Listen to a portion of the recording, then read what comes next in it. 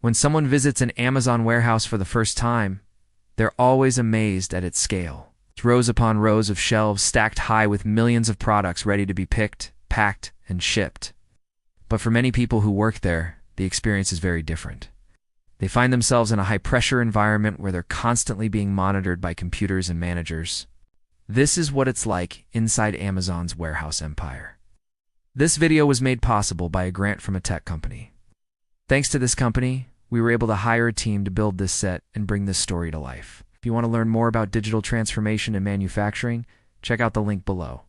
In 2021, Amazon announced that it would hire 150,000 full and part-time workers for its warehouses across the U.S. during the holiday season.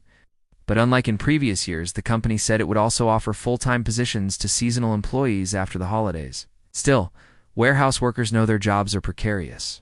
"You know, it's Amazon," says Carlos, who has worked for the company for 12 years.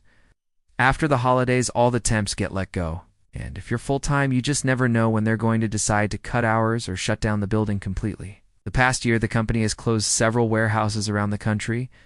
Amazon says it currently has more than 1,000 full-service facilities globally, and the company continues to expand.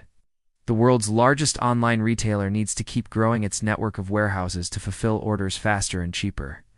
A key part of the strategy is opening facilities closer to major population centers. The company calls them micro-fulfillment centers. A few miles from downtown Dallas, Texas, in a neighborhood with single-family homes and a park, there's a large white warehouse where a small army of robots moves packages the size of suitcases onto trucks, onto planes, onto trains. It's the newest kind of Amazon facility, and it's changing how the company manages its supply chain. The Dallas site opened in 2021. At first, the company said it would create hundreds of jobs. Then it said it would create thousands. Now the company won't say. Across town, a larger Amazon facility employs more than 1,000 people. The smaller one has no posted job openings, but dozens of workers enter and exit throughout the day. Inside, the air smells clean. There are glass walls and big windows everywhere. The space feels more like a tech campus than a warehouse. At a recent tour, a manager pointed out the solar panels on the roof, the energy-efficient LED lights, and the charging station for electric forklifts. Robots roam through the aisles picking up and sorting items to be shipped. They move quickly. Their speed allows them to make more trips per hour and improve efficiency. They have priority on the road. If a worker needs to cross their path, they have to stop and wait.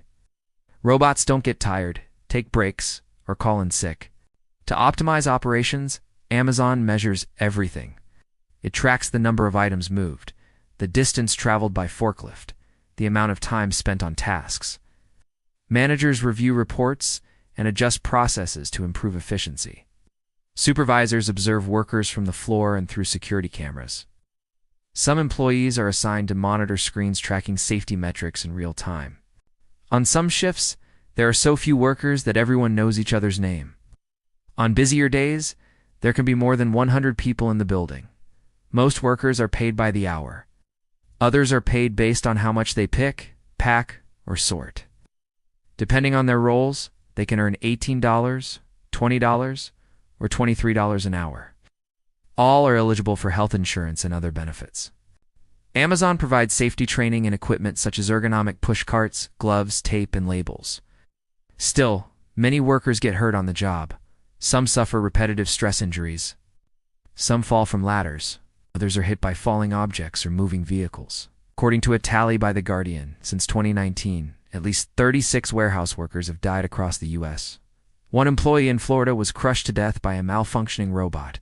Another fell into a meat grinder in New York. At least 17 people have died in accidents at Amazon facilities since 2016. At the Dallas facility, an employee recently died after being hit by a tractor. The company has reported 17 workplace fatalities nationwide since 2019. When asked about safety protocols at the facility, an Amazon spokesperson wrote in an email, "We have created a safe and positive work environment where associates know they can come to work every day without fear of retaliation and feel empowered to raise any safety concerns." Like most warehouses, the facility runs around the clock. Workers come and go. Some drive in luxury cars. Others arrive in beat-up pickup trucks. The property has rows of parking spaces for cars and vans, but only a handful of spots for RVs and trailers. While the surrounding area has changed a lot over the past decade, the neighborhood hasn't been entirely gentrified. Inside, workers use hand scanners to track their movements. A computer tells them where to go next. They pick up items, scan them, and put them in plastic totes. The totes are loaded onto conveyor belts. As items move through the building, their barcodes are scanned over and over again. Computer checks to see if the product matches the order. If not, it's removed. As the tote approaches the end of the line, a worker removes the contents and places them in a shipping container or a bag. Someone else weighs the package and applies a label. The package is then sent out via UPS or the U.S. Postal Service. If the order is too large for a standard bag or box, it gets sent directly from the tote. Items are typically only scanned twice, but sometimes they're scanned 4 times. Workers can be fired for removing or sticking a barcode on the wrong item. It's not unusual for 2 workers to scan the same product within seconds of each other. Depending on the speed of the line, workers might have as little as 45 seconds to complete each step. To increase productivity, some workers develop strategies to make their movements faster. Some move their feet forward and backward while they work. Others dance to stay in place. Some stomp their feet to keep them in the right spot. Workers describe it as stomping out a rhythm. Some workers say the constant scanning makes it feel like they're working on an assembly line in a factory, even though the space doesn't look like a traditional factory. The open layout is designed to maximize efficiency and speed. Unlike in a typical warehouse where goods are stored in bulk, Amazon keeps its inventory in smaller batches close to the areas where people pack and ship the goods. That way, workers spend less time walking and waiting, and more time packing. Amazon's technology helps increase efficiency, but it also makes the work less satisfying. In the past, workers could stack items on shelves. Today, they often don't have enough room. Instead, they're trained to arrange boxes in pyramids to conserve space. Workers have developed their own systems to stack items and place them in totes. Over time, they've learned the best way to arrange the boxes so they don't collapse. Each movement becomes habitual. Work takes on a hypnotic quality. Most workers are focused on performing their tasks as quickly as possible. They have quotas to meet. Some workers say they feel like robots. With the steady beeping of scanners and the clanking of totes, the noise level can be deafening. Workers wear headsets and use microphones to communicate.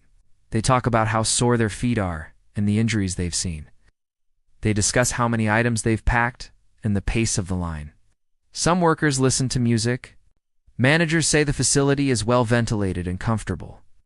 They point out the water coolers and break rooms. There's one bathroom for men and another for women. Workers say they don't have enough time to take breaks. During slower periods, they have more time to catch their breath. When the lines are moving fast, workers may not stop for an hour or longer. Sometimes the only way to take a break is to quit. It's hard to talk about conditions at Amazon because the company actively tries to prevent leaks. Workers sign confidentiality agreements. Some are afraid to speak out because they fear losing their jobs. Some are undocumented and worried they'll be reported to immigration authorities. Many workers say they're happy to have a job, even if it's dangerous, low-paying, repetitive work. Not everyone works at Amazon because they need the money.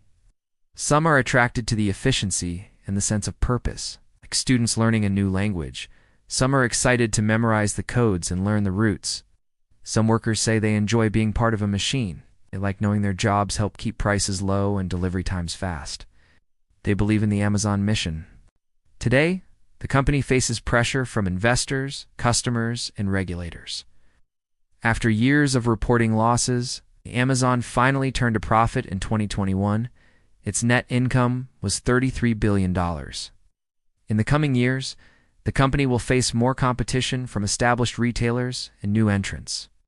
Amazon operates in one of the most competitive industries in the world, relies on data and technology to fend off competitors and stay ahead.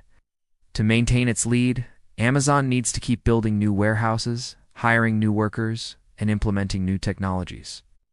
Its empire depends on speed and scale. Thanks for watching this episode. If you want to learn more about digital transformation in manufacturing, check out the link below.